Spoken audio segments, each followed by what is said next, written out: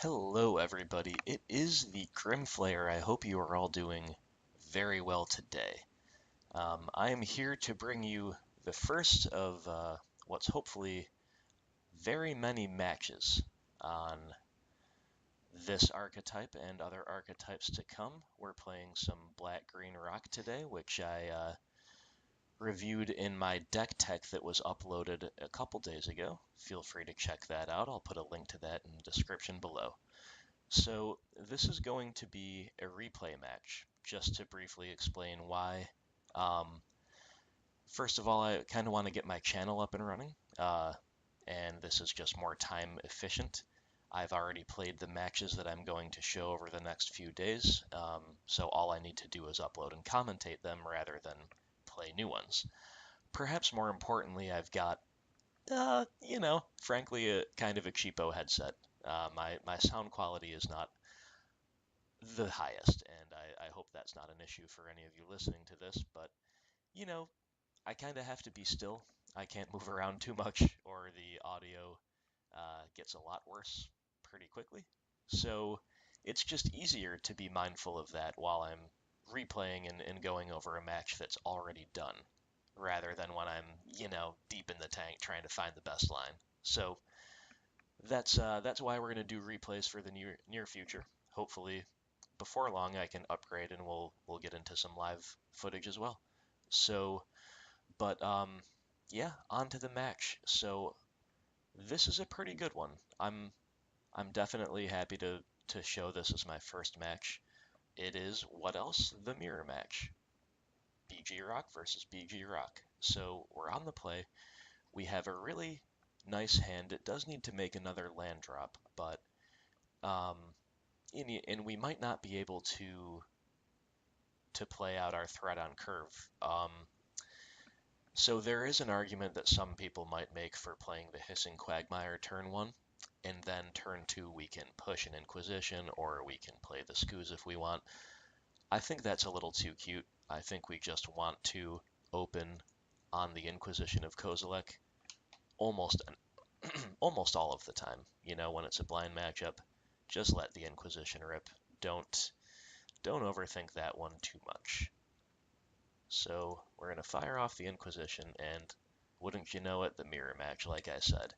So they've got a pretty okay hand. They did have to Malta 6, though, and they are pretty heavy on threats and pretty light on answers. Now, um, that means their hand does not have redundancy in both directions. It has redundancy of threats to some degree, although they're all pretty different and they can only cast one right now, but they do not have redundancy of answers, and for that reason we say goodbye to the Fatal Push, and we see what they've got. It's just a land. So we make our land drop right off the bat. That's really nice, and that allows us to just have free reign to play the Scavenging Ooze. We know they don't have, we should say, we don't know that they have a removal spell. The last we knew, they didn't. Um, in fact, there's their hand over there. No longer with the Verdant Catacombs. So we're going to go ahead and run out our threat. We're going to be proactive. So they make their land drop. They play their Tarmogoyf. Okay, as expected.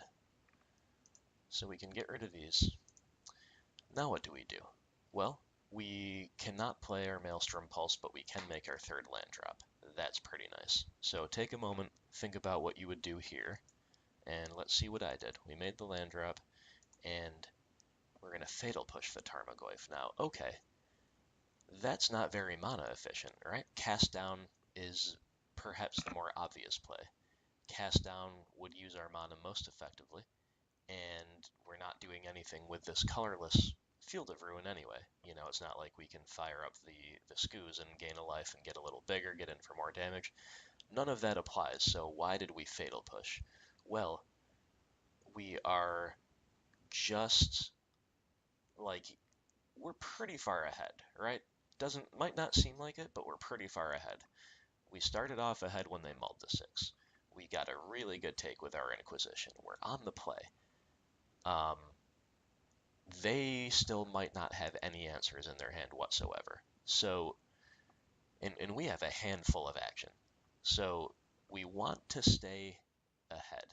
And the best way to stay ahead is to make sure that we don't kind of get caught without the right answer at the right time. So just in terms of what they could possibly have in the future, Cast Down is more likely to answer it than Fatal Push. That's why I made the choice. Um, so we're going to get the Goyf out of the way. We're going to get in, and let's see what the opponent is up to. They make a land drop and they play their Tireless Tracker. So they have Kalita still in hand and 2 unknowns. Now, running out the tracker on 3 is not ideal. I assume our opponent had no choice. That's probably the case. So we draw a land. That's pretty good. I'm never really sad to see that 4th land.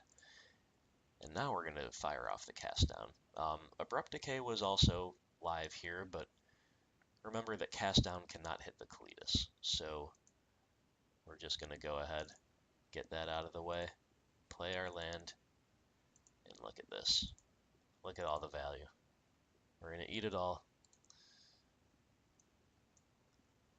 We're going to pull ahead. We're going to start clocking. And look, they've already fetched and shocked twice. So they're already at 10 life. That just goes to show you in the deck tech I mentioned a few times the benefit of painless lands. Well, there you have it. So our opponent's on the ropes. But they kind of do it here, right? They not only have made their 4th land drop, but they didn't just have to blindly run yet another card that gets no value when it enters the battlefield into an answer. They were able to go tracker into land, into clue, and because this was an ETB tapped land, they probably could not have played the Kalitas anyway. So that was a pretty good play for them. Unfortunately for them, we just have a hand that's still full of answers. So we're just going to finally use this Abrupt Decay. It's a tempo positive play. Pulse is more of a catch-all for the Kalitas or for whatever else they might have. So no need to be cute. We're just going to eat this stuff because we can and because it increases our clock. This means we cannot hold Field of Ruin up. That's okay. We're just being proactive. Again, we're pretty far ahead. Shouldn't matter. Get in there, pass it back. See what our opponent does. They play the Kalitas. They don't have another land. They've still got that clue on board, but look at this beautiful draw. We're just curving out really nicely. So, not to make any mistakes, we're just going to first and foremost get that Kalitas off the field. They don't even want to see the Grim Flare. They're going to scoop it up. Understandably so. We just kind of curved out really well. But this, again, our opponent's curve was not bad either. But the key play of this match was turn 1 taking away that Fatal Push. We did not have another threat until turn 6 when we just drew the Grim Flare. So if we had said, I don't care if they trade a Fatal Push for my creature, let's take the Tarmogoyf or the Tireless Tracker, that would have been a big, big mistake because then they would be really in it and they would have drawn another tracker. They'd have the Kalitas. We'd still have a lot of answers, but we would not have had the pressure. And even, let's say at some point over the last turn or two, they had drawn an answer to Scavenging Ooze. Well, their graveyard's still a little sparse. We're still at a nice high life total. Keeping our threat alive was of paramount import there as far as the game went. So we looked at their hand and we took away the least redundant piece, which was Fatal Push. And if you're in doubt, that is a nice metric to follow. All right, so we're here at game 2. We're going to be on the draw, which is never really ideal, but with these attrition matchups, it's not the worst in the world. So we kept a kind of questionable 7 in some ways. At the end of the day, though, you can't really throw this back. It's just slightly questionable because we cannot play things out on curve necessarily without taking some pain. The more I look at that, questionable is not the right mode. It's not ideal. Let's put it that way. It's not ideal. but it's a perfectly valid keep. We draw Nissa Vital Force. Good card in the matchup, not so ideal right off the top, but we'll see how it goes. So here we just are interested in getting this Hissing Quagmire out of our hands. We could play Verdant Catacombs, hold up Fatal Push, but we're not particularly interested in thinning out our deck, for what little that matters. More importantly, we just want to be able to have free reign to play on curve from here on out. So we've given up the option to, push whatever they play here, and sure enough, it's a Scavenging Ooze. We're probably going to want to push that, but hey, look at this. This opens up yet another line. So if we had left up the Catacombs, maybe we would have been compelled to crack for an Overgrown Tomb or a Swamp and push the Ooze in the end step. That way it frees us up to play our own 2-mana threat if we draw one. That way it also means we're being mana efficient. However, we didn't draw a threat, and their threat happened to be a 2/2. So look at this, we've got a Collective Brutality in hand. Now that's a little more appealing than the Fatal Push. Especially because we can, in theory, escalate here. Now, let's look at our hand. We have 3 more lands. That's pretty much the exact perfect number. We're not really at risk of flooding. We've got Fetch, we've got Field of Ruin, we've got a basic. Anything we want to do, whether it be play painlessly, attack their lands, get tireless tracker activations, we can do it all with these lands. This card is great. Our Planeswalkers are both great. Tasigur is great. Fatal Push is great. We actually just want to keep all of our cards. So, as unexciting as it might be, the best play here is actually to simply Brutality, 1-for-1 the Ooze, even on tempo, even on cards. We resisted the temptation to escalate because our hand is just so good. So that's an interesting little decision there. Let's see what our opponent is up to.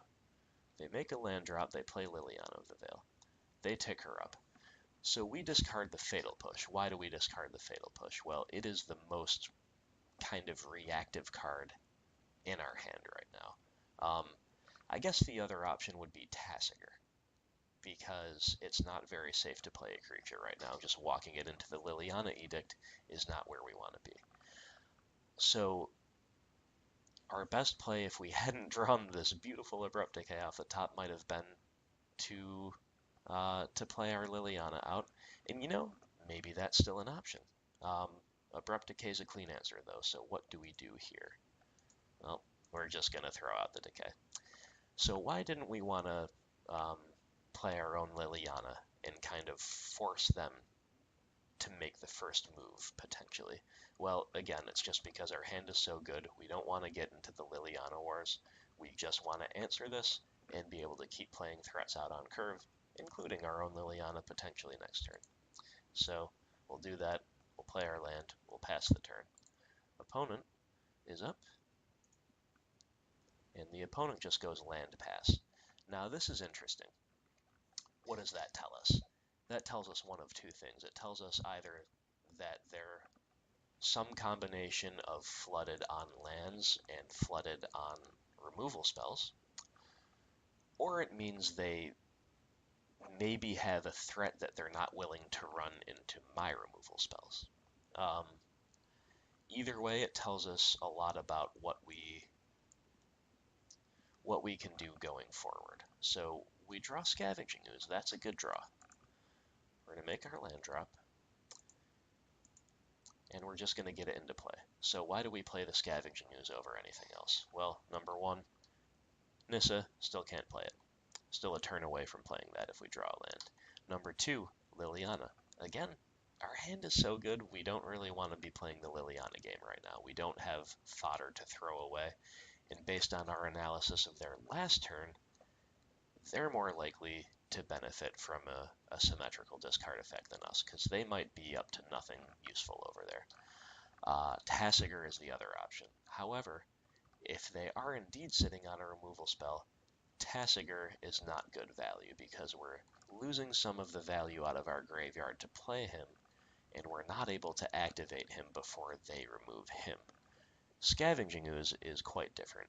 We are guaranteed value out of this, even if they have the immediate removal spell, and we can also attack their graveyard while doing so. So that is clearly the better play here. So the Ooze resolves. We're just going to pass the turn, hold up the mana. And yep, as suspected, the opponent has the Fatal Push. So we're going to get our value out of the Ooze. We're going to gain a life. We're going to clean up their graveyard.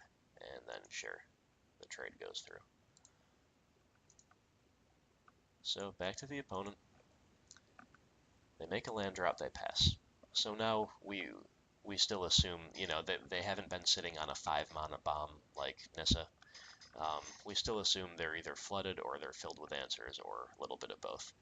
Now we do make our 5th land drop. Unfortunately, it's the Blooming Marsh. It's the one thing that cannot cast Nissa. But you know what? That is absolutely okay, because now we're fine to resolve the Tasigur. So why now? Well, number one, we can make our delve a little less painful. And number two, we've already gotten one removal spell out of their hand. They're just that much less likely to have one for him. So, end step, they're going to Field a Ruin. Now, I'm not really sure. That doesn't necessarily, I'm not sure that can tell us anything. They could have just been taking the opportunity to get rid of Quagmire, and that's all we can really derive from that. So, opponent makes the Tireless Tracker into another land drop.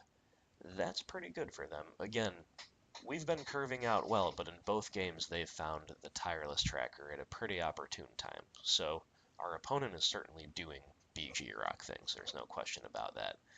We draw a tracker of our own. Now, at long last, we have 5 mana open. We can finally cast the Nissa, right? No, not so much. Not so much, because the Tireless Tracker is so good in these decks that we've just got to take the opportunity to get him off the board ASAP. Notice how the opposing Urborg Tomb of Yawgmoth is working in our favor. We can tap these lands for double black and still bluff in Abrupt Decay. That's kind of cool. So of course, Lily's going to take care of the tracker, and Tasigur is going to start putting the clock on. And in the end step, the opponent will crack the clue to rebuild a little bit. Let's see what they do. They make yet another land drop and pass. So at this point, our opponent's hand was probably pretty good for a while, but now they're just kind of flooded. We draw Collective Brutality. That's a fine one. So, however, first thing we want to do in a situation like this is just get in with a Tasigur. They don't have any removal. All right, now what? Now I think we just start pressing our advantage, right? Now that advantage could come in a couple forms. If I had, for example, a fetch land in hand, I would be very inclined to play the Tireless Tracker. But I do not, so now is our opportune window to slam the Nissa.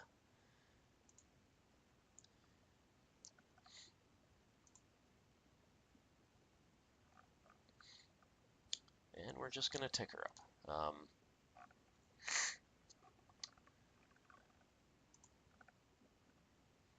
Liliana.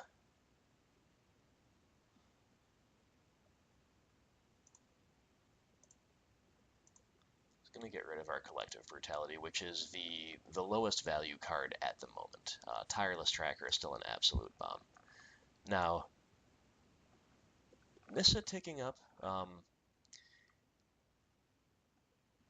it's a little bit questionable. Like, looking back, this is probably the most questionable thing I've done so far.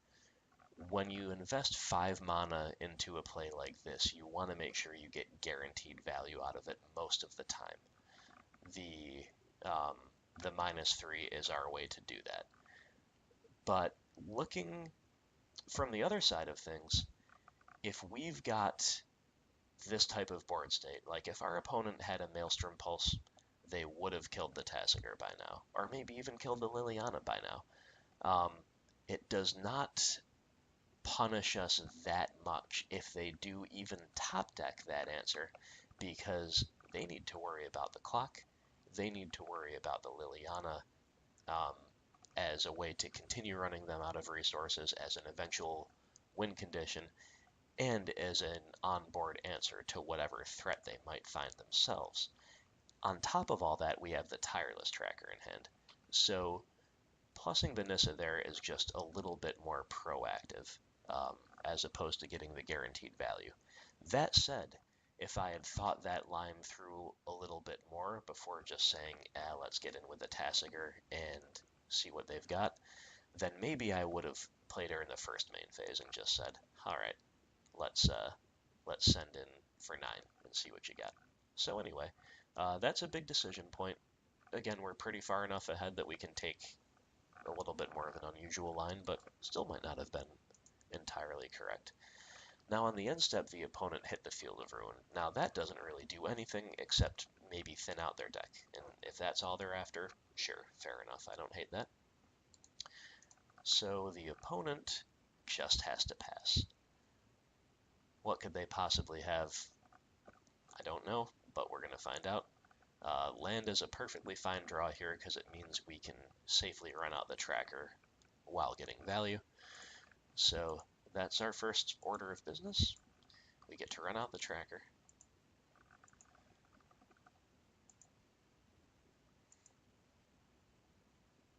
We get to run out the tracker, question mark. There we go.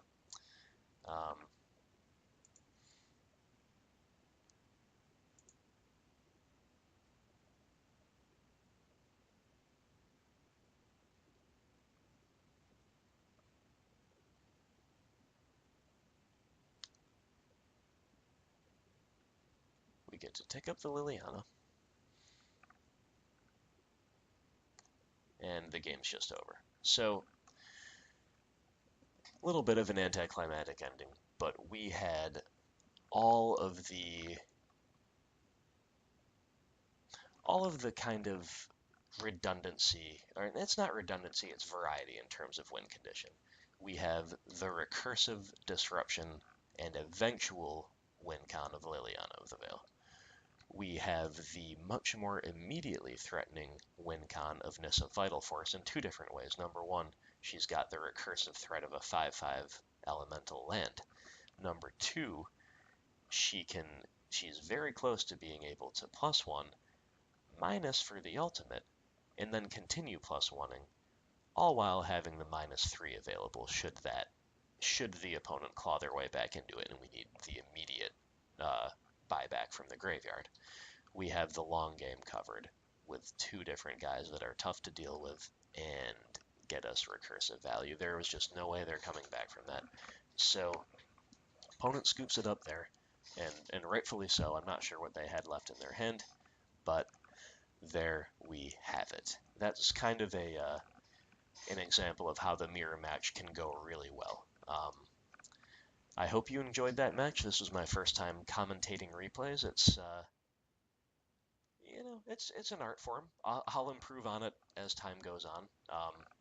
Most of the footage that I've watched has been live commentary, and that's probably a little bit more natural to do because you can just stream of consciousness talk through your thought processes as they go. But I still hope this was fun and useful. More to come. More to come, so stay tuned. Thank you for watching. Have a good one.